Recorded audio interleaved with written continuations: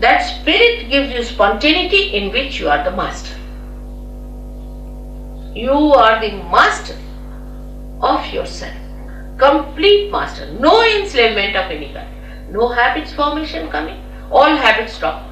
You become so spontaneous that I don't have to tell you. You just drop out all habits. And you become a master of yourself.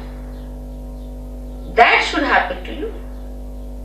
Instead of that, if you indulge into things which enslave you, you may like it for a while because you can't help it. But if you really sit down, you will know that it's not the thing that you wanted. You wanted to be the master of yourself. Now here in this map, as is shown, we have two powers, left and right powers. The left power is the power that gives us condition. Left side, the subconscious, the collective subconscious. That gives us the condition. Now if you try to deny all that, then the right side is even worse. It gives us action, but with action we can become very ego-oriented. So both ways it can be troublesome. Supposing you say that alright, I'll have no conditioning of any type, what's wrong in doing this, what's wrong in doing that?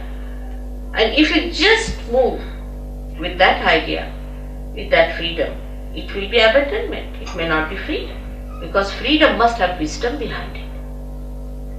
So both the sides, the movements on both the sides are wrong.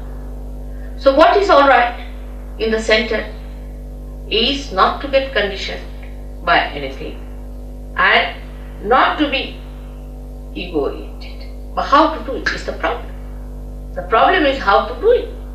To be spontaneous is to be absolutely free. Now I would consider these two powers as say a brake and an accelerator in a car. Now you use both the powers. You use the brake first, you use the accelerator, you try to control these two powers. But first of all, it is difficult to understand how you to use these powers. Gradually with practice, you know how to drive the car, you become the good driver.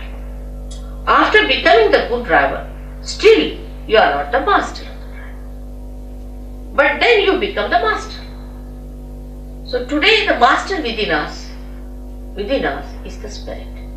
But before realization, we are not the master. Because the master has not come in our conscious mind. It is not expressing in our conscious mind, in the sense that we are not empowered by its powers. The spirit exists, it has its own powers, but we haven't felt those powers within us. Once we feel the powers of the spirit, we are empowered by our own powers which are there. The powers are within us. These are our own powers. We don't have to borrow from anyone, ask from anyone, they are in ourselves. The spirit is within us.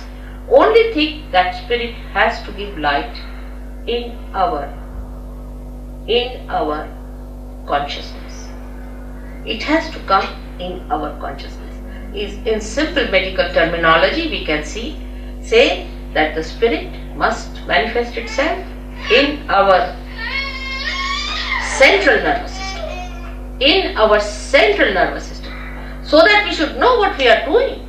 Not that we start just jumping on the chair, or some people said, oh, you just start doing it. It is hypnosis. It's not correct. You are not in conscious mind. You are doing it out of hypnosis. Hypnosis may be coming from outside force.